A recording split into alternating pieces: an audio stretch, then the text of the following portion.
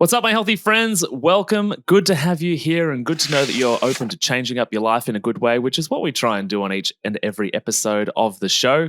Deliver you a little bit of good stuff so that you can make a little change in your life and hopefully in a year or two see big results from now. For this year, in 2023, it's my mission to coach 500 people to stop the binge eating and savage self-talk cycle so they can lose weight whilst feeling in control and without restriction along the way. And if that's something that resonates with you and you want to get involved with what we do currently, we just need to scroll down to the show notes below. We do have a reservation list at the moment, so the sooner you reach out, the better, because you can reserve your spot for the next intake. So please scroll down to the show notes, click the link, send me a message, and we can begin the process of getting control of your emotional eating, binge eating, overeating, so that your body can start transforming and moving in the direction that you really want it to. So show notes for that link. So the very vast majority of people that I work with are women, and most of them have a male partner or a husband. And the reason that I've got today's guest on is to talk to that, one, the relationship, but also to the men in the house. So today's guest, we've got Tomo Marjanovic, whom is the CEO of Aspire Rejuvenation Medical Center and an expert and advocate for men's health, men's hormones, and masculinity. Yes, that's right. Today, we've got two men talking about man stuff. Tomo was formerly a law enforcement officer that was awarded the Public Safety Medal for Valor for his exceptional bravery and sacrifice to ensure the safety of others, which is pretty inspiring. And he's appeared in loads of well-known publications, the Daily Mail, Yahoo News, the New York Post, and many more. And now, obviously, the How to Not Get Sick and Die podcast.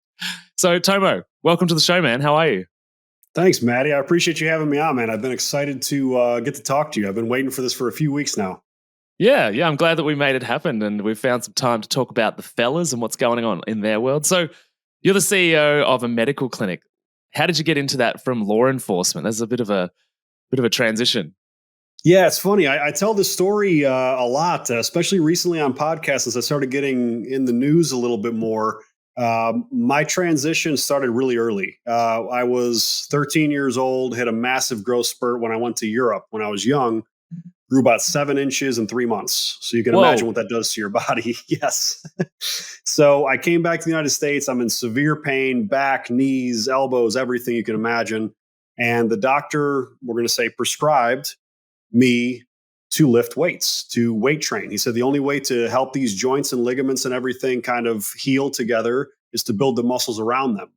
So he pushed me into the gym and I started lifting weights, started building my muscles around my joints, and I found a passion for bodybuilding, health, and fitness.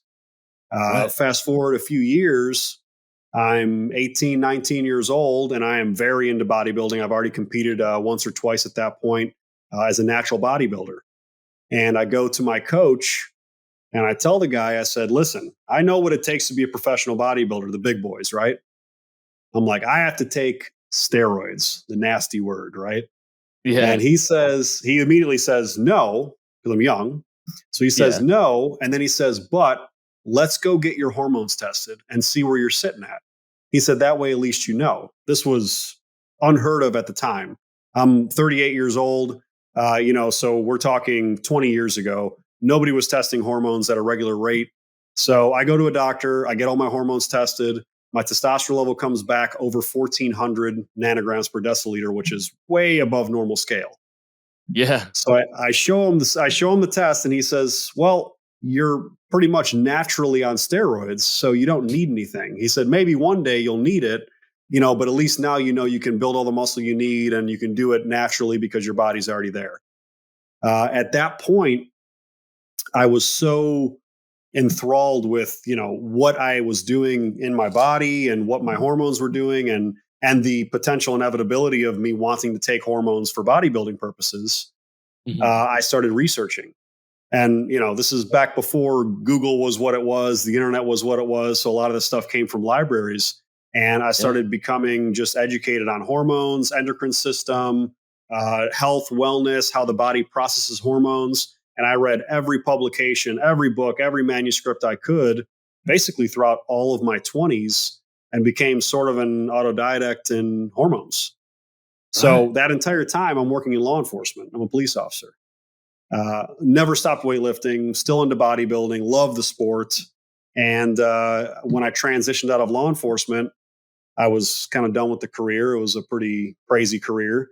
I did 12 years in there, and I transitioned out of there, and I went and basically applied with a friend of mine who owned a hormone clinic. And I said, "Hey, do you have anybody doing sales and marketing?" And he's like, "I would love to have somebody doing sales and marketing. Who do you have in mind?" I told him me. So he basically is like, "What do you know about this stuff?" And we've had conversations, but he figured out that I knew a great deal about what this industry had to offer, hired me on the spot, matched my police salary, which was meager. When he asked me how much money I wanted to make, I'm like, "Can you just match my police salary?" He's like, "Well, what's that?" And I wrote it down on a piece of paper and I gave it to him, and he actually laughed. He literally laughed. He's like, "Yeah, no problem. I'm getting you for a great deal." It's funny that you were applying for the position as a sales dude and you weren't selling yourself. No, yeah, it's really funny. Yeah, so it's I didn't negotiate that. I didn't really put that one together. But I worked for this medical clinic for a little while, and built that clinic from 700 patients to almost 4,000 in 9 months. Uh, Wow. Became partner of that clinic, and then ended up having to leave that clinic fairly quickly because of some legal issues, we'll say. Mhm. So I basically irreconcilable differences, had to get away from it. And I said, okay, well, I had a taste of this. I was making more money than I ever had in my life. I was Mhm. basically making half my police salary every month at that Yeah, point, being a wow. 20% owner. So I said, am I going to go back to law enforcement, or am I going to really just go at this and start my own thing and get away, get into my own clinic, since I knew what to do and also knew what not to do, based on those legal ramifications that I learned, and put my entire life savings, all of my credit, didn't pay my bills, didn't pay my car note, wasn't paying mortgages. And I went 100% all in into building this brand and business. And yeah, that was the start of it, man. And I just put everything that I could into it, and it's grown into what we see now. I have currently 2 locations, 3 more slotted to open in the United States.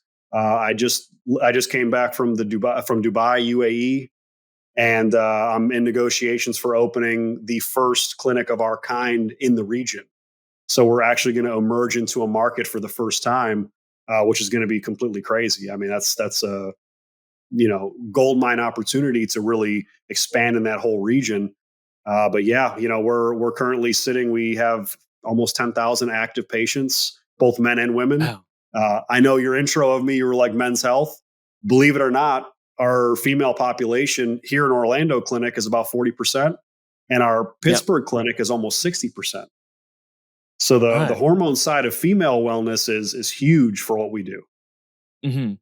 Amazing. Well, firstly, congratulations. Like it sounds like you've been really successful and obviously there's a lot of shit behind that as well that went on to build a business and create it and there's a lot of gruel and pain and suffering and risk involved, but it sounds like it's really moving in the right direction. I guess it's moving in the right direction, one, because obviously you're good at business, but two, there's obviously a demand for this stuff, right? In the modern era with sugar addiction and sugar being everywhere and the air we breathe and the water we drink and all of the endocrine disruptors and carcinogens and Mhm. everything, like there's obviously a demand for this. So I'm curious to know, like, what is the demand with hormone problems, particularly for men but women as well, that you're seeing that just seem to be going up and up and up, therefore increasing the demand for this kind of service? So you kind of prefaced it perfectly. We're talking about food supply, we're talking about water supply, we're talking about all the endocrine disruptors in the environment, the plastics in the environment. Hmm. And one of the things that people don't realize is that we can talk about women, young women. Why are younger women going through puberty earlier, right? Hmm. Why are they developing at such a young age? I mean, you can see like 15, 16-year-old girls that are, when I was growing up, 15, 16-year-old girls did not look like this. So Yeah. what's causing this to happen? A lot of the endocrine disruptors and a lot of the estrogens in the environment are, that's what it is. It's female driven hormones. So estrogens, progestins, things like that, not just coming from food, not just coming from water, but also coming from the prevalence of birth control. So Hmm. you think about how much birth control is being put out into the marketplace for young women. Yeah. All that's getting urinated into the water system. And what people don't realize is that's not being filtered out. People think like, oh, our tap water, people think like there's a big bucket for tap water for what we drink, and another Yeah. big bucket for sewage and all this. I'm like, it all gets intermingled eventually, you know? Yeah. So we're, us as men, we're seeing men's testosterone levels lowering and lowering decade after decade because of the food supply, because of the water supply, because of all the phytoestrogens that are in our food. So we're seeing a severe hormone decline in men, and we're seeing a hormone exacerbation in women. So it's kind of like the polar opposite. Women are becoming more feminine early, which is also causing problems. It's not a good thing. And then men are becoming almost more feminine and more feminized. And there's I know we don't like to talk about the crazy conspiracy theories, but did you ever see the thing? What, the water turned the frogs gay? Yes, I did. Yes, yeah. So that's a real thing. That actually is a real thing that happened, and it's because of how toxic the water supply is, specifically in the United States. Mm. European countries have a little bit of the problem. Middle East does not really have the problem. Asia, a little bit. I don't know about Australia. I don't know much about the water supply issues there, or what they're putting in the water, or how they filter it. But Mhm. in the United States here, it's wildly prevalent. I mean, my industry treating men, we should not be seeing men below the age of 35, really. Yeah. Men's hormones should be pretty good until about 35, which is when the decline starts to happen. We're seeing men as early as 25 coming to us with severe hormone declines, to the point where, hormones run your entire body. We're talking about holistic health and wellness, everything from your brain to your heart to your organs, your muscles, everything for men is really run on testosterone.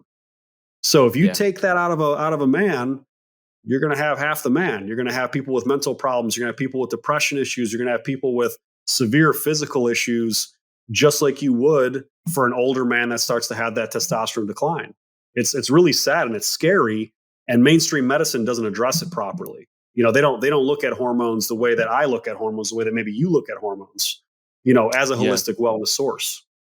Yeah, it's interesting too because you go to the doctor, and I assume it's the same in all Western countries. But when you get tested for anything, but let's stay on the topic of testosterone, like you can be told, oh, you're really, really healthy, or you're in the middle. But the reality is that the window for quote unquote healthy from a medical perspective is the average of the current population data. And the current population data gets sicker and sicker every year. So Hmm. therefore, the readings, and the parameters get lower and lower each year. And so it's basically saying, oh, you've got just enough testosterone in your body to not be a woman. So you're healthy.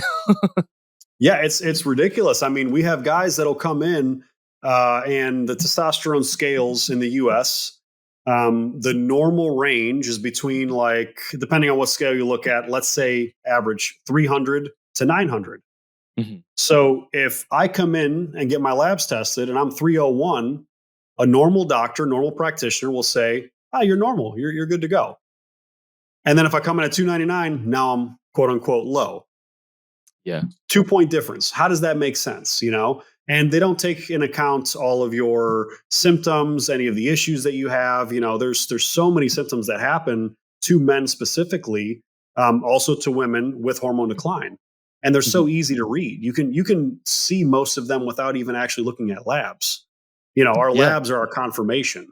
But when you look at the symptomology of a hormone decline, if doctors were truly taught to look at health in a holistic way, my industry wouldn't exist. So I'm grateful that my industry exists. But if the medical community actually did their jobs, this wouldn't even be a thing. All general practitioners would do this. But unfortunately, big pharma, big medicine, they have turned medicine into a profiteering band-aid operation. Mm. They don't want you as a man to take testosterone therapy and fix all 12 of your problems. They want you taking 12 Yeah. medications and paying them and getting the big bucks in their pocket. Totally. Well, and I think it's twofold in the sense that it's the capitalist, greedy corporate strategy, and I don't think capitalism is a bad thing. Like everybody enjoys the benefits of it, but it's the idea that keeping people sick is immoral and unethical. That is the debate, right? And it's like, at what point is the right thing to do? Is it to let the consumer, or offer the consumer the most convenient thing for them, which involves no effort or responsibility or anything, and they don't also get the outcome they want. But then the other side of the coin is, as people listen to podcasts like this or come across either of us or anyone in the holistic health world, it's also the responsibility side is that the consumer drives market behavior, right? Because it's the dollar that's the most important thing. And I think conversations like this and a big motivation for my podcast in the very beginning when I worked initially in a cancer hospital was like, I'm going to bankrupt big pharma by educating everyone. Like, because we have to also take responsibility for, these things aren't right. I've got to go about it in a different way. And so it's this double sort of, this two conversations happening at once. It's like, how do we regulate an industry that doesn't seem to care about health? And at, what level should business owners care about health other than making money? Like, that's a bit of a deep rabbit hole. And then on the other side, at what point are you going to take responsibility and stop blaming the system that you're in? Well, sure. And the thing about taking responsibility is, whenever I talk about anything with my industry, I always go back to lifestyle. I would much rather someone come in, the 25-year-old, let's say the 25-year-old that has all these hormone issues. The first questions we ask are lifestyle related. My practitioners that we employ here, they're asking lifestyle questions. What's your activity level? What do you do for work? Do you exercise? How do you eat? What's your water supply? We ask all these questions because a 25-year-old should not have a hormone issue. A 25-year-old should not have these issues anyway. So if they come in and they're just a complete catastrophe in their lifestyle, and like, well, yeah, no shit, you have a hormone issue, right? So you're going to have a hormone problem. You're not even trying to not have a hormone problem. So, a lot of times we will tell them like, hey, we're not going to prescribe you meds. We're going to tell you to go and start fixing your lifestyle. If you still need our treatments, if you still have a hormone issue, which may be possible, great, we'll treat it. But I would much rather you go eat well, exercise, live a different lifestyle, stop being sedentary, and really look at it from that standpoint, because I don't need more customers. I have plenty. We're not even scratching the surface on how many people that we can help. And that's why we're expanding rapidly. That's why we're educating as much as we are. I tell people all the time, and they're like, well, why should I come to your clinic? Like, you don't have to. Just go to a good clinic. Go to a clinic that's going to actually check your levels. Go to a clinic that's going to actually treat you properly. That's not going to treat you like a Band-Aid. And that's not going to treat you like only a profit venture. We always say constantly, I've said this on almost every video I talked about how our clinic operates. We are always patient over profit. We care about the actual patient. And that's how we've grown so much, because we're not trying to only profit off medication sales. We're not trying to only profit off of a constant revolving wheel of people coming in. We want to fix your problems. We want to help you get out of here. I would much rather have a person come in, fix their lifestyle issues, and say, oh my gosh, I don't need any meds now. I'm going to say, yeah, see you in 10 years, 15 years. Come back to us, when you need us. But that's going to make them happy as a consumer. It makes me happy. I can sleep well at night, and then the whole thing just keeps turning, because they're going to tell all their friends that maybe do have a hormone issue. Hey, these people actually treated me like a human. They treated me like they actually cared, Yeah. Yeah. Well, and I think as well, like, it brings up that conversation of like, Western medicine isn't the devil. It's not, the worst thing ever. There's a lot of fabulous resources that are there. It's just the way that the pharmaceutical companies control the education bodies and then inform doctors of a particular system, and they enter into a system which is, medication and symptom rather than causation. And the system doesn't allow doctors to have more time with patients. And so they're not taught or raised as doctors in an industry that is supportive of holistic health and those other strategies that aren't generating money, to the point that I know here in Australia, if some doctors order too many nutrition panels or hormone panels, they get a call from the regulator that says, hey, why are you doing this? Really? I didn't know that. I mean, they haven't gotten that bad here in the US, but I had no clue that they were doing that over there. Yeah. Yeah. Now, if you do too many of those sort of, tests and hormone tests included, actually, some of them, thyroid tests are hard to get and stuff like that. Each doctor has to be really careful and has to be able to justify the sort of out of the box ones, because it costs the government money, right? So they need to be on top of that. And obviously they need to be on top of the ones that don't result in a drug sale, because you can't patent nutrition. You can't patent supplements Although, plenty of pharmaceutical companies own supplement companies, but Sure. but yeah, no, it's just a scary world. I don't, it's hard to point the finger at anyone. It's easy to say, as I do all the time, big pharma's the problem, but we all have enjoyed the convenience of that industry, and at the same time, from a macroeconomic standpoint, it's made many countries very livable and wealthy. Oh yeah. I mean, you can't demonize big pharma or modern medicine completely. Hmm. It's just what we see as the norm now. It's and you hit the nail on the head when you talked about the education system. Who writes the books that they are learning from in the medical schools? It's big pharma. you Yeah. know, who's running? I don't know. I don't know what the equivalent of the FDA is in Australia. TGA. Um, TGA. So the TGA or the FDA, the FDA here, a lot of them are big pharma executives and vice versa. They swap back and forth all the time. You'll see a Pfizer executive become an FDA lead, and then you'll see an FDA lead go to Pfizer. And I'm sitting here, I'm like, is nobody paying attention to this at all? This is crazy. This is so clearly intermingled that it's got to be criminal. But Hmm. what's the biggest lobbying firms in at least United States government, probably Australia as well? It's big pharma. They're the ones that are really padding the pockets of the politicians. They're the ones that are really feeding this political machine. Hmm. So are you really going to see the government going against big pharma? Not likely. It's going to be pretty hard for them to do that because their entire campaign is funded by them. Yeah. As you're sort of talking there, what I was thinking about is sort of the movement to holistic health, which the internet and podcasts have very much opened the door to, and COVID really got a lot of people open up to the possibility that there might be some alternatives. And so I think there's been some great utility in those experiences and those social developments over time. But what I was just thinking about is that, what is the cost of having men in general as a society with lower testosterone? Because if we're talking about, you mentioned before depression, anxiety, and you've probably got in there as well erectile dysfunction. So, Oh yeah. all these situations possibly where you're not feeling like a man, or standing up for yourself, entering, stepping into your masculinity, is that it's difficult to take responsibility if you're depressed, right? It's difficult to step up and say, I'm going to do this for myself or for my wife or for my kids or Mhm. whatever. If you're feeling awful about yourself and your body doesn't feel like it's what you were born with, or we have that regret of like, I'm never going to be 15 again. So I'm curious, like, what are the impacts of men that don't feel very manly because of their T levels?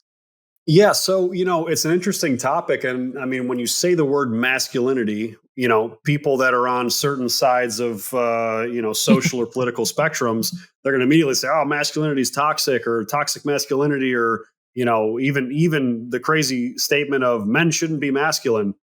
Everybody should be equal. We should all be the same. No, it's not. That's not how it works. A No. non-masculine man is really a dangerous person.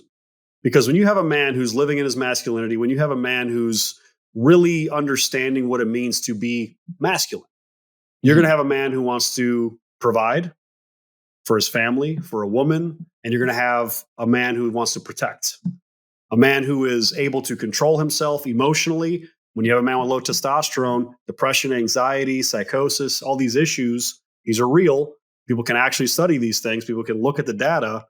When you have a man who has these issues, these are your school shooters. These are the people who are causing mass catastrophe. These are men who cannot control their emotions. They're men who are not confident. They're men who do not understand how to be a real man. So just like for a woman, having the right progesterone and estrogen levels and thyroid levels as well, for a woman is profoundly important for them feeling like a woman. Testosterone, Mhm. exactly the same thing. We're like a car engine, right? If you have no oil in that engine, it's going to seize up like this, right? So we know Yeah. that. If you have very little oil in the engine, it'll work for a little bit. It'll keep working, but it's going to destroy that engine in the process. That's what low testosterone is doing to a man. Their brain, their body, everything. All these issues that people used to relate to other health related issues or age regression and degeneration through age, a lot of them have to do with hormones. So you look at everybody from like a midlife crisis standpoint, let's say the 40 plus men. What happens when you're 40? Blood pressure issues, cholesterol issues, mental health issues, erectile dysfunction, all of these things that are normal for a 40-year-old man to start suffering from. Find me 20-year-old men that are suffering from any of them. Can't find them. The reason is because all their hormones are optimal. So they are optimal at that level. So, if you just look at that comparison, you can easily kind of deduce, well, if I make that 40-year-old man optimal to the level where he was 20, which is a natural optimal level, it's not going overboard, it's not going to bodybuilding standards, you can then decrease all those age-related regressive issues, and you can start bringing a healthier male into the later years of his life. And your perfect example to look at is Hollywood. Go look at all of these actors that are in their 40s, 50s, 60s. How do they look so good? How do they look so young? How do they feel so good? How do they perform at such a high level? Every single one of them guaranteed has been on hormone therapy since that decline. And it's been like that since the early 90s. It was just not accessible to the normal public. These were all concierge doctors that were very, very expensive, thousands or tens of thousands of dollars a month. Now it's accessible for the normal person. Now me or you can go to a clinic like mine and we can get these therapies and we can feel like a rock star when we're 30, 40, 50, 60. It's amazing. Well, one of the things that I think is slightly different about hormone therapy to some of the other drugs that I'm not a fan of is the idea that we're actually just trying to get men and women, but people back to baseline.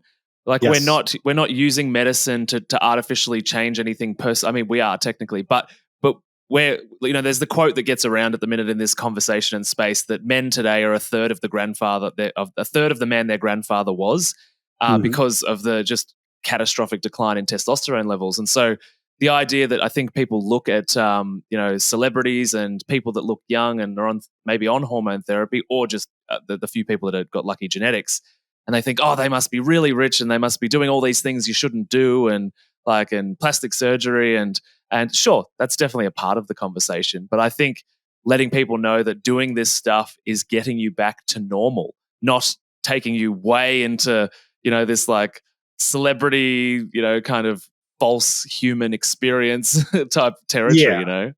Yeah. So, I mean, when I say Hollywood, what I'm talking about is what they're doing from an anti-aging perspective, not the superficial stuff.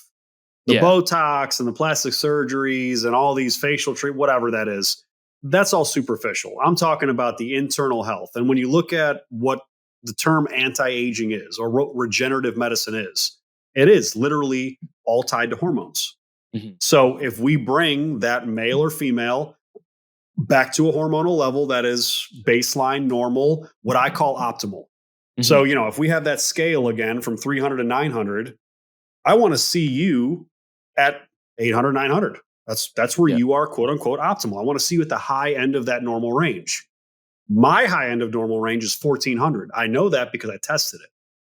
What the medical community and what I would push everybody that watches this podcast and listens to this podcast to do is, if you're young, go and get your hormones tested. Find your baseline. That way, when you are at an older age, you're like, no. I know where I was when I felt amazing at 20, 22, 25, and have those baseline levels. That way, when you start to have a decline, oh, look at these levels. People should be getting blood work every year. You should get lab work frequently. It's just most people don't even know what to test, number one, and most doctors don't care enough to test it. Well, I think the interesting thing too is when people reflect on the years that they felt amazing, and it kind of drives me crazy now, is that there's the line that everybody uses: "I'm getting old." That's just what happens when you get old. This is and the age that people say that is getting younger and younger, and people don't know how good great feels because they haven't felt it since they were 15, 16, 17, 20, and so they just think ever since then I was just getting old. Mm-hmm. Yeah. So, and what we do is we try to bring people back to that idea, because when I hear a man, women are much more in tune. So women know about hormones because they deal with a hormone fluctuation every month, right? Yeah. They have a menstrual cycle. They know exactly what the hell hormones feel like. we're a little more ignorant. So we don't know that hormone decline until it's already probably a really big issue, you know? So women know what menopause is. Women know what their menstrual cycle is. They know that there is a certain time in their life when they're going to hit menopause and their hormones are going to tank. Mhm. The best thing to do for that woman is to elevate their hormones back to a normal, optimal level. And guess what? All of those issues that happen post menopause, all the depression, the bone density issues, the heart disease, these are all postmenopausal issues for women. They go away. Amazing. Simple hormone therapy. Women, progesterone, testosterone, estradiol. You optimize those three. We're not even talking about thyroid. That woman post menopause will thrive. And I know I've seen it firsthand. My mother is on hormone therapy from the clinic. She's 60 years old. She's a rock star. She works out every day. She runs. She cycles. She's a beast. You know. So when we have these women do that, it's easy because they understand what it is. Men, we are, for lack of a better term, lazy and stupid when it comes to our health. We don't pay attention until it's already a massive problem, you know. But men, it's really easy to tell when things start to go awry. You know, when you start having these ED issues, when you really start to have the conversations, which we're not comfortable with. Men don't like admitting that they maybe have lower testosterone, they're less of a man, right? We need to get away from that methodology. We need to get really away from that side of the conversation. And we need to just go in and admit, because it's not just going to keep us feeling good. It's going to keep us alive longer. You know, having optimal testosterone will literally keep you alive much, much longer, you know, increasing that health span. You know, lifespan is great. We want to live long, right? But if the last 20, 30 years of your life is miserable, that sucks. So we want to increase that health span with that lifespan. That's what we really are focused on. And once men really start to think about how they felt when they were 20 years old, and they come in and are like, well, I feel fine. I feel fine. Well, how do you feel fine? Well, I feel fine for a 50-year-old. I was like, that sucks. I want you to feel fine like a 25-year-old. I want you to feel fine for an 18-year-old. I want you chasing your wife around the house, which we love getting these stories from men when we optimize them, because, you know, they will literally optimize their testosterone, maybe one other thing. And then inevitably within 2 months, the wife calls the office. And she said, whatever you did to my husband, I can't keep up with him. I need you to do it to me. And it ends up being a couples therapy type thing. So now both of them are optimized. You know, we're talking 40, 50-year-old couples. And I mean, the stories are amazing. You know, we've had guys literally on, I mean, you can look on our Google. It's hilarious. Our Google reviews. We've had guys say, this is amazing. You saved my marriage. We went from not having sex for months to having sex 8 times a week. And I'm like, yes, this makes me so happy. You know, we just literally put them back to their younger years, you know, just by optimizing that little thing. Yeah, I think that's amazing. And like one thing that I think happens too, and this is possibly a result of the personal development movement, which we've all benefited from, and this conversation in many ways is a part of that because we're trying to personally develop people. But is that I think men too, there's been a big push for the psychology of men, you know, like of, you know, depression and anxiety and men speaking up and being able to communicate. And the story, what I'm about to share is completely relatable to me, which is spending years thinking that I have a psychological problem, and working really intently on that, reading all the, you know, the Tony Robbins books and going to my psychologist who I love, he's life-changing. But coming back around and then testing my hormones and discovering like, oh, I'm just like, I've always been a social extrovert, you know, and sort of life of the party. You know, I run a podcast. I've obviously got a few things to say. And so for years I was down this rabbit hole of like, I'm mentally broken, and then coming back around and doing hormone testing and being like, oh, you know, and I think this is possibly a lot of dudes like, is that they're really focused on, I'm depressed, I need more mental tools. And that's definitely a positive. But I think, as you sort of have touched on a couple of times, is depression and anxiety and some of that mental anguish that we experience as men in our lonely heads, feeling like nobody gets us. You know, we've got no utility in the world unless we're, you know, some particular version that Instagram says we should be. But yeah, we correct the hormones, and some of that stuff just washes away. Sure. Well, and that's where it's going to get really interesting in the coming years, when I think there's going to be a large push and it's not going to be from the mental health community. It's going to be from clinics like ours. Mhm. We're looking at really pushing the mental health community to look at hormones as a true treatment, because the depression and anxiety and antipsychosis meds, they really are band-aids. Yeah. They're treating only a symptom. They usually come with a myriad of other symptoms that come with it, all these after effects of these drugs.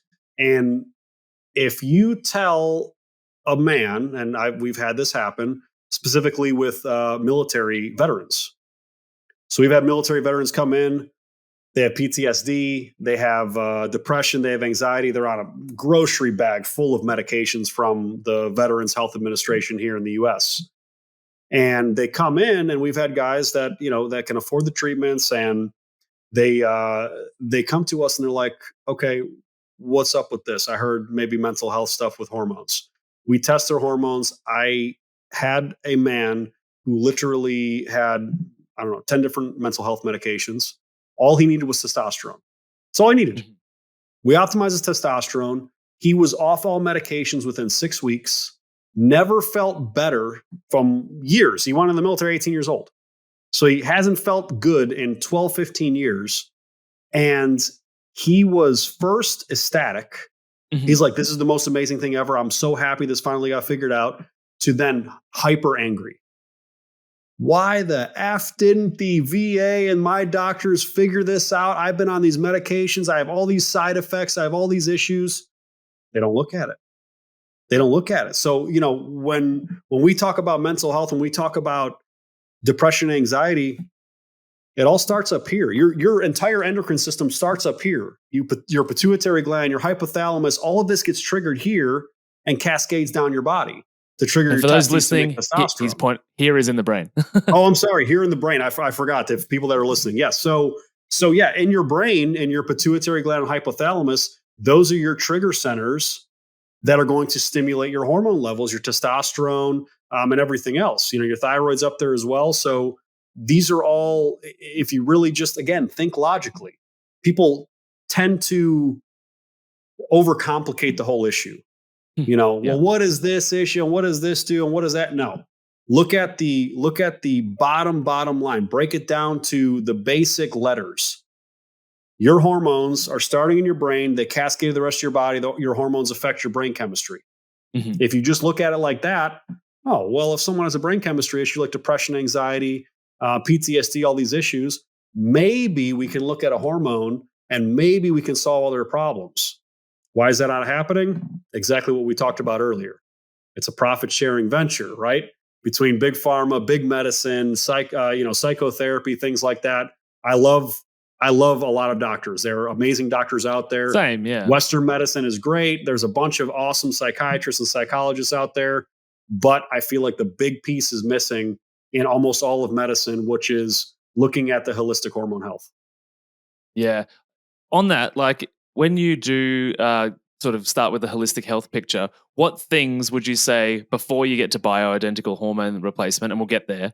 But what are the things that people can do that's like their biggest bang for buck to start improving testosterone levels at home right now, listening to this show? Exercise is number one. Yeah. Exercise. When I say diet, I don't mean going on a diet. I mean what you actually consume. So the foods you consume, the type of food you consume. I will probably get berated by some of your fans on this. I don't like vegan diets. Yeah. I don't I like tell them the same thing. strictly. Yeah, I'm not. And listen, but I'm also not a strict carnivore diet guy either. Yeah. So I'm not an extreme on either side.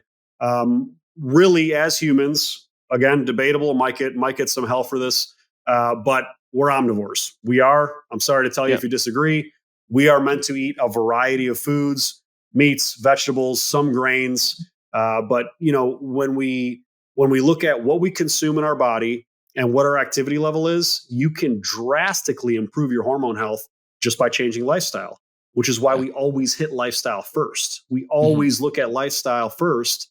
And again, if you're a 50-year-old man and you have a hormone decline, yeah, you probably need our help. You're not going to fix it at that point. You've already hit your decline. But if you're Yeah. 22, if you're 25, maybe even if you're 30, listen, there's a lot you can do to fix your hormones. Now, Yeah. you can have a guy that will say, well, no, I'm doing all these perfect things. I eat perfectly. I exercise all the time, but I'm still gaining body fat. I'm still losing muscle. I still have ED. I'm still feeling a little bit depressed and off. Okay, you probably need therapy. It's okay. So you Mm. can go into the bioidentical hormone realm. But for anybody listening, especially people younger than 30, look at your lifestyle. You can fix a lot. Look at what you're eating. The amount of chemicals in your food. Go back to the most natural basic foods. Mhm. Just meat, just vegetables. Don't go into these prepackaged things. Don't go into these processed foods. That's what bothers me so much about the vegan community is they say, "Oh yeah, I'm vegan. I'm eating really healthy," and then you see them eating these highly processed, full of seed oils, full of all this garbage. The what are the burgers? The fake meat ones. Oh, Impossible Burger and Yeah, what's the other one? There's Impossible another one. Burgers or Beyond Burgers, whatever those Beyond. are. Yes, Beyond and Impossible Burgers. Sorry to call those companies out, but it is what it is. That stuff Yeah. is poison. The ingredient list is longer than my arm. It's massive. So, And this you dude has can't be big eating arms, that. by the way. I thank you. I appreciate that. I still have a little bit of muscle at almost I'm pushing 40, 38. Yeah. So, I'm a big proponent of what you consume every day. Water and food supply is huge, but Mhm. exercise. People don't understand how important living an active lifestyle is. And you don't have to go to the gym. Go ride a bicycle, go for a walk, go for jogs, walk your dog. Just get off your couch. Stop watching Netflix all day. You know what I Mhm. mean? Stop sitting in front of computers and TVs. Those kind of small things will make drastic changes, not only in your hormone profile, but just in your life in general. Yeah. I'm curious to ask your perspective. So I know that I would err on the side of weight and resistance training for hormone levels in men and women, to be honest, as opposed to long distance running or long distance or long endurance cardio. Would you agree with that? 100%. Yeah. So resistance training, weight training, however you want to refer to it, Mhm. it's imperative. It's not just imperative for your muscles. It's not just imperative for the endorphins that your body lets out when you Mhm. weight train. Also important for bone density. Yep. They one of the biggest prescribers for women that are postmenopausal. Like, hey, weight train because it'll help stave off osteoporosis. It's true. Mhm. Obviously, you'll only stave it off so much, but weight training is probably the most underutilized, I would say, medical prescription on the planet. You can fix so much with just weight training and prescribing that method in your life. So, that's number one. Yes, walking and cardiovascular activity, that's great. Those all are very good for you. But you have to have all facets. Just like I talk about food, you need your vegetables, you need some grains, you need some meats, you need all of these different food groups. You need different types of exercise. Yeah. You know, I mean, one of my favorite quotes from my favorite bodybuilder of all time, Arnold Schwarzenegger. He said, "The best activities for your health are pumping iron, and humping." A little bit of sexual activity, a little bit of cardio activity. So for those of you that are doing a little bit of both, those are great activities. But you need to have everything. You need to have everything in your repertoire to really find a healthy place metabolically. But yeah, if you're preaching weight training, that's the best thing that anybody can do, men and women. Yeah. And I guess crossing over into that, definitely doing all the right things now clearly needs some help. What are bioidentical hormones and how do they work? So anything that would be considered bioidentical is something that your body cannot recognize as foreign coming in. So like a bioidentical testosterone. If Mhm. you are prescribed bioidentical testosterone, your body cannot tell the difference from the testosterone that you are taking, whether it's a transdermal cream, whether it's an oral, which is there's a new oral one coming out now that we're introducing into the marketplace, or it's an injectable testosterone. A lot of Mhm. them are plant based, which is hilarious, but they're vegan. So so you can get your plant based testosterone, but they all are. Most of them are. The only ones that are bioidentical that are usually from animals are going to be like thyroid hormones, Mhm. which are made from porcine, from pigs. They're literally pig thyroid that are Yeah. desiccated, and you can armor thyroid is one of them. Nature thyroid, another one. But yeah, those are bioidenticals in a nutshell. So something your body Mhm. cannot tell the difference from your natural level, the best way to do it. So when you do something that's non-bioidentical, those are the ones that cause problems. So Yeah. if anybody that's a real science and medical geek wants to talk about JAMA articles or any of the medical articles that are talking about how hormones cause cancer or this or that, a lot of those are referencing the non-bioidentical source. Because Mhm. if bioidentical hormones cause all of these health issues, everybody in their teens and 20s would have these issues. They don't. Yeah. Yeah, no, that makes a lot of sense. And I think the other thing that in that conversation that comes up is when we're talking about supplementing or prescribing testosterone, is that people have that hesitation to think, oh no, I'm on steroids, and it's like this no thing from the gym back in the 80s that it's like, oh, Mhm. if I enter into that space, maybe I'm actually going to shrink my balls and all of this negative stuff's going to happen. Do you hear people bring up that concern about the stigma around taking testosterone? Absolutely, yeah. So the idea that testosterone and steroids are linked, I understand. Testosterone is a natural hormone. It's also considered an anabolic steroid.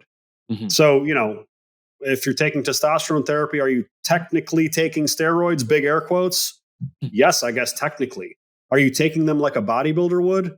No, you're not. You know, but there has to be a differentiation in your mind. There has to be a differentiation between therapeutic use and abuse, which you can do with any drug, even vitamins. Mhm. There are vitamins you can buy over the counter that if you take the entire bottle, you will die, legitimately die. If you take an Yeah. entire bottle of ibuprofen, you're going to die. Mhm. So, it says don't take them at these levels. So it's the same thing. When I hear the argument, well, what's the difference between taking anabolic steroids and taking therapy at your clinic? It's the dose, it's the methodology, it's the doctor monitoring what you're doing. They are the same drugs largely. They're the same drugs that a bodybuilder would take. Yeah. But I would be taking, let's say, 150 milligrams of testosterone a week. The bodybuilder takes 1,000. Right. Pretty big difference. Yeah. So it's just how you look at it. And yes, is there a stigma? Sure, there is. Are there lasting effects to it? Yes. I have the 50-year-old guys are like, well, am I going to take this for the rest of my life? I said, if you want to feel good, yes. I said, the second you Yeah. don't want to feel good anymore, feel free to jump off. I'm going to see you Yeah. in probably 6 weeks because you're going to be miserable. You're going to go back to how you were before you started therapy. So it's just a choice. It's a lifestyle choice. You're going to get to a point, no matter what, every man and woman will get to a point where their hormones will decline enough and they will have to make a choice. Do I want to live like this, feeling all of these symptoms, all these issues of low hormone levels, or do Mhm. I want to feel good? Yeah. 99.9% of the time, they're going to say, well, yeah, I'm going to choose good. Yeah, for sure.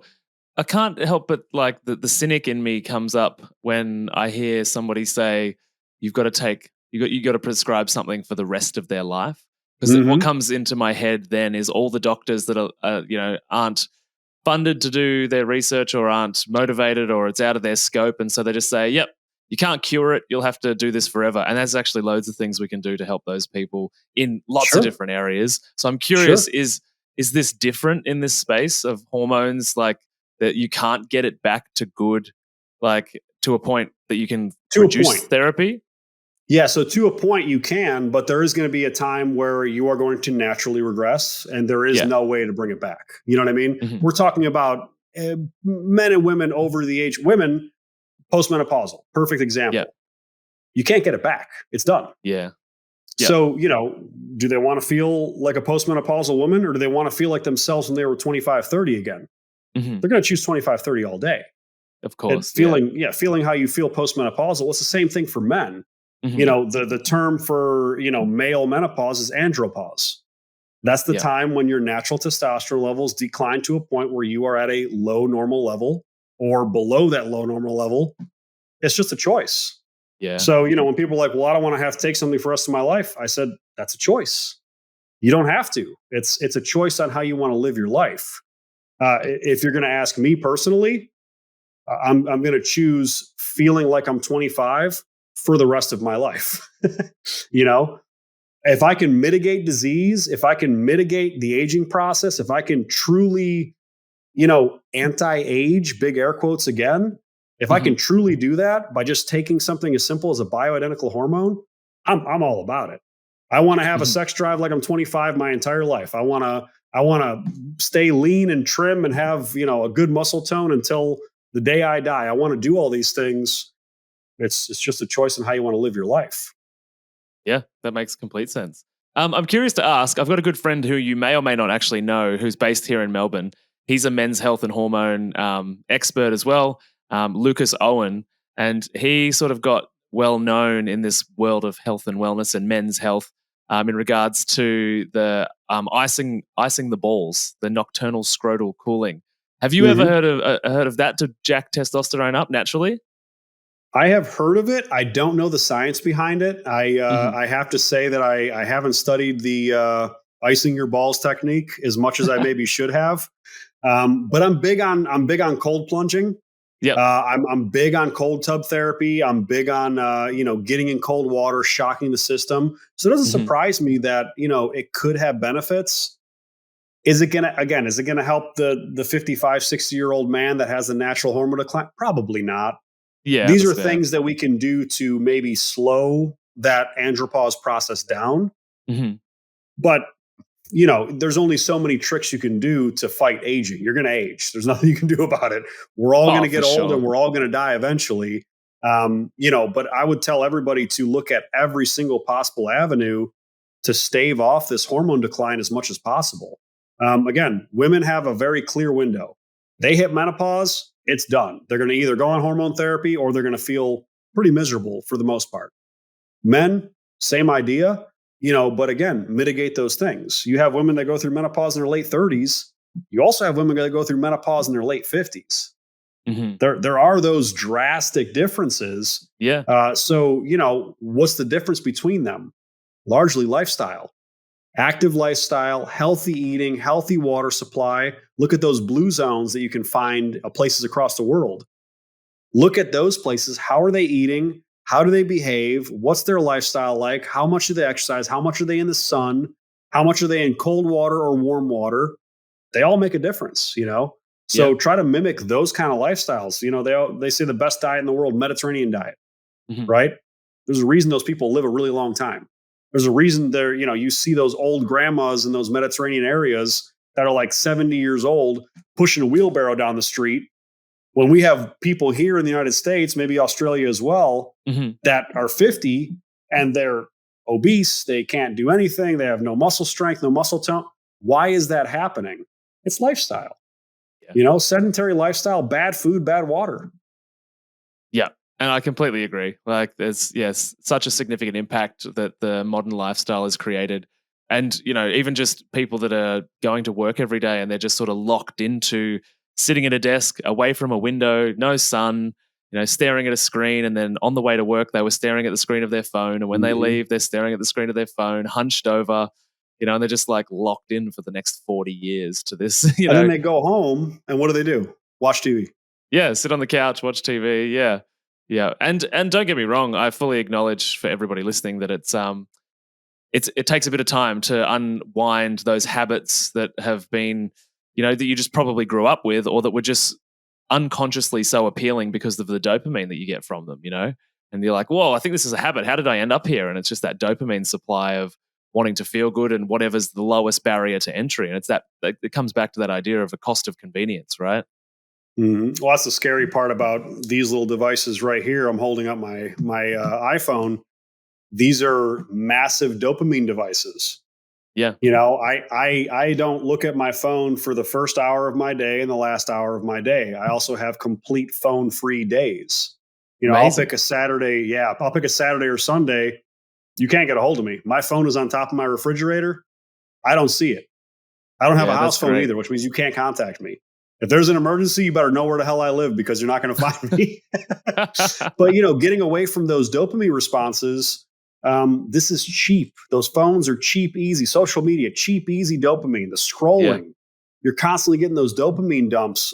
Pornography for men, right? Dopamine dumps. All of these things that Mm, are related to how our brain chemistry works and how we're wired. These are massive issues, and they're causing massive mental health problems to the point where there's people having communication issues. There's people having interpersonal problems with their family, with their loved ones, because they don't understand how to properly get a dopamine release from a real life situation Yeah. because of how much they are inundated by dopamine by devices. Yeah. Well, that reminds me, like at the minute and maybe the last few years, there's been this real trend online in sort of the young men, but also middle-aged men of no FAP, right? No Mhm. masturbation, and having breaks from porn for a period of time. And then if you go even sort of a bit further into it, there's those conversations around semen retention and that type of thing. Mhm. And I think, when it comes to like erectile dysfunction, poor hormones, that it's referred to as the death grip, and you probably know this, but for the listeners, the death grip is the idea that you watch and consume so much porn and masturbate that your own hand is the death grip because you're so conditioned for your own touch, your own speed, your own experience with porn in front of the screen that you sit with a partner or a woman and no, it doesn't matter who it is, her touch is never the same.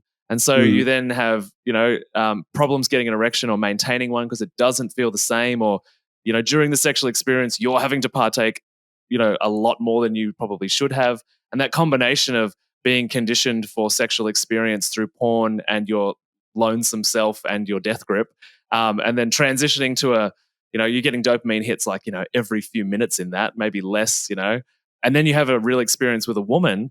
That dopamine experience is possibly drawn out slowly over Mhm. hours, right? Or should be if it's handled, depending on the situation. We all have crazy times and loving times. But the point is that it shouldn't be a really really fast like dopamine, dopamine, dopamine. It should be a bit more drawn out, and we should be able to mentally navigate that space without the anticipation of like we've got to finish, we've got to get to the ejaculation. Let's go. Yeah, well, I mean, again, what are they being conditioned to view as well? Yeah. So, I mean, you look at some of these pornography sites, and I'll preface this: I'm anti-porn, Hmm. and I'm actually anti-masturbation. Hmm. So I don't masturbate, and I don't watch porn. I Yep. refuse. So the way that I think of it is, as a man, and this might trigger some men. As a man, I believe that if you are a high quality, high desirable masculine man, you would have no reason to watch pornography and self pleasure and masturbate. You should be able to have your woman or a woman do that for you to get that Hmm. dopamine release. So I look at it as almost like a challenge. And I've said this to men and I've challenged them. I said, whenever you think about yourself looking at porn, whenever you think about porn or masturbation, look at why you can't attract a woman right now to do that for you. Look at yourself very closely. Look at yourself in the mirror. Get naked in front of the mirror if you have to. Look at yourself and ask yourself, if I were a woman, would I sleep with me? Hmm. If the answer is not, hell yes, I would definitely go after me. If it's not that answer, then improve yourself. Use Yeah. that pent up sexual energy and use that energy for a positive thing. And say, like, if you're a little bit out of shape, Hmm. okay, well, let me tell you, if you don't masturbate, you don't look at porn for long enough, you're going to be an aggressive person. Go take that aggression out in the gym. Go change your body. Go take that aggression out into making money. Go make yourself more of a high desirable male to then attract those females, and you won't ever need to look at porn or masturbate again. It's a hot take. It's a crazy look at it. But I always look at things kind of like 5 moves ahead, where I'm like, why would I need to do this? And if I am needing to do it, why can't I have a woman do it for me? It's because Hmm. I'm missing something in the equation. There's an attraction level where I'm not hitting it. So I Yeah. think it's a cool way to look at it. And I think it's a way you can really look at that behavior and target it into a self improvement. Yeah, well, and it's like even there's stories about Muhammad Ali and lots of elite athletes and performers, not just necessarily in the fitness space or the sports space, but a lot of high level performers, and it's been talked about in books for hundreds, possibly thousands of years of the benefit of savoring that life force energy, and I mean this in a non religious way. Like, Mm-hmm. is that life force, that sexual energy, and putting it into creativity, or just as you're describing, personal development, gym, that kind of thing. So it's been known for a long time that harnessing that energy and not releasing it from the body. And actually, in traditional Chinese medicine, as you get older, there's sort of direction on how many times a man should ejaculate per month, and it decreases as you get older because that life force energy over the course of your life, which is basically what we're talking about here, reduces.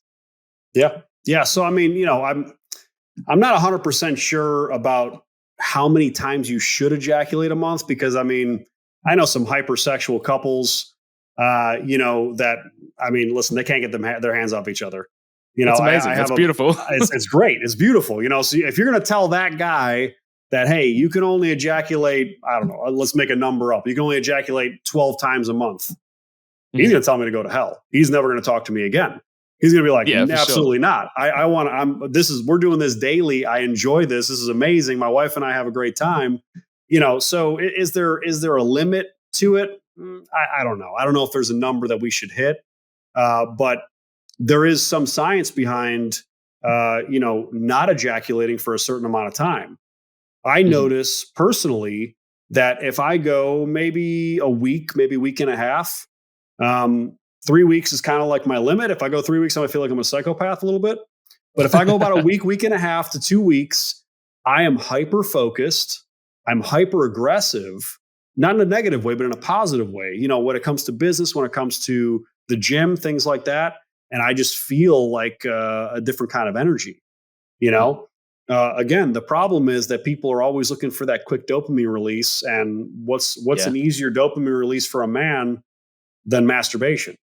It's like that. You know what I mean? And I say like that because, you're not doing it for 30 minutes. You're probably doing it for 2-3 minutes tops. Well, and the conundrum that people would run into, having listened to this podcast, right, is that, hang on, I've just jacked up my testosterone, and now I'm ready to go far more often, and now you're telling me to not do anything about it, Yeah. So it's a little bit of a conundrum, but you get that testosterone level up, you start improving yourself. Maybe, everything in life is a suffering point, right? So you got to suffer a little bit to get to where you want to go. So, if you're that guy that maybe doesn't have a girlfriend, doesn't have a wife, needs to attract some female, mates or, whatever your sexual preference is, you want to attract a sexual partner. Listen, suffer for a little bit, get yourself to an improvement point, and have your sexual partner do that. It's going to be much more pleasurable. Your dopamine response is going to be much higher, and you're just going to be a healthier person in general. It's just a better outcome altogether for your mental health, for your physical health, and you're going to have some self-improvement out of it. It's a no-brainer.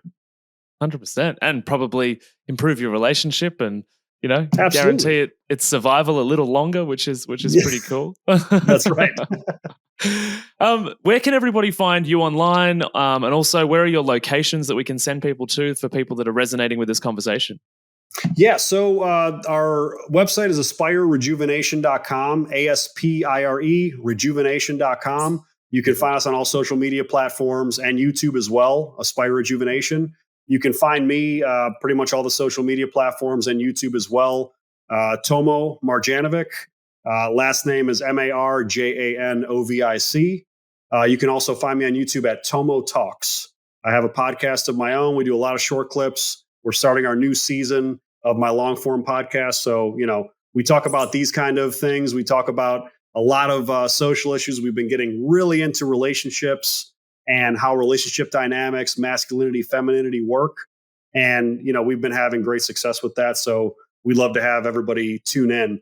Our clinic locations currently are in Orlando, Florida, Pittsburgh, Pennsylvania, and we have 3 opening out in the West Coast, which are going to be Arizona and Texas, and I believe the third one is Colorado. And like I stated earlier, we are in talks to go into Dubai in the UAE. Also talks with a partnering doctor in London in the UK. So for anybody listening in the UK market, there's possibility for us going there. For anybody that's not near a clinic location, we offer telemedicine. The great thing that happened through COVID is that we have telemedicine capabilities that we literally opened 6 months before COVID started. So, we have embraced telemedicine. We do just like we're doing on this podcast, talking on video. We have a HIPAA compliant platform where we can see patients all over the country. Once we get into a different country, if we ever get in the Australia market, we would offer that as well. So, you won't have to actually go to the clinic to have your appointment. It even gets better. Your medications can even be shipped to your door, and we can teach you how to use them. We can teach you how to properly dose everything. It's a great product. It's a great way to do medicine, and that's really where medicine is going towards. Yeah, amazing. I'll put all of those links down in the show notes below so that everybody can scroll down there and get a piece of you and your world, because I think men absolutely need this. And yeah, and obviously a lot of our listeners are women. So if the women are pushing it on their husbands, hopefully eventually the husbands finally wake up. Yes, um, yes, yeah. For men and women. I mean, listen, women again understand hormones better than us men, so they yeah, get it. But for any women that are looking for treatments, looking for anything to optimize their health and wellness, especially if they're getting into the later years, this is an amazing thing to look into. And I will tell everybody, just get your labs checked. Get your hormone levels checked, get a baseline. Even if you feel absolutely amazing, even if you're 20 years old and you feel the best in your life, get it checked so you have a baseline. That way, when you actually hit that hormone decline, you have data. That's what we want. We want actual tangible data that you can see so you can take control of your health. You can take control of what really you had no control over ever until modern days. So that's our whole prerogative: taking control of your health, having the health in your own hands, and being able to really control your destiny and how you age and how you regress and how you can progress through the later years of life. amazing. We want that for everybody. So Absolutely. I really appreciate you being here and taking the time and having this conversation. As I said, I think it's super important for everyone to be listening to. But to take us out, what is one piece of health information that you wish more people knew about? Health information. I'm going to tell everybody that the one thing, again, I harp on labs constantly, but I'm going to just kind of expand on it: data. I'm a huge data guy. So what people don't do in medicine personally is collect data. They trust their doctors to hold their data. They trust their doctors to, make sure that all their data is in their database. Take control of your health by having all of your health data in some personal file, whether it's actually on paper, whether it's digitally. But make sure you are watching what your body is doing and what your health is doing from a data perspective. Those health scans, those lab tests, those heart scans, whenever you get an ultrasound on your arteries or your heart, these things are all data driven, and you can't trust the medical practitioners all the time to really look at everything, because you usually have less than 15 minutes with an appointment anyway. That's what we are. Our appointments initially for our patients are 60 minutes. You have a full Yeah. hour with our doctor or practitioner, more than you probably ever had with a doctor ever. So, getting all that data compiled so you can be an educated person going into the medical professional, it's going to give you all the power in the world to be able to tell them, hey, no, look at this. Now I have this data. Now I have this lab panel. I showed this was here when I was this age. And now 5 years later, I'm here. This needs to be addressed, because the Yeah. doctor's never going to look at it from that perspective. So take a data driven approach to your health. Make sure you're getting levels checked. Make sure you're getting scans often, and hold all that information, because that information is power for you. Yeah, amazing. Take your data home. I like it. Well, thanks for being on the show, man. I appreciate your time, and I hope we can catch up again really soon. Matty, I appreciate you having me on, man. I hope you have a great day. Cheers. And thanks for having me on again. Thanks, mate. See you later. See ya.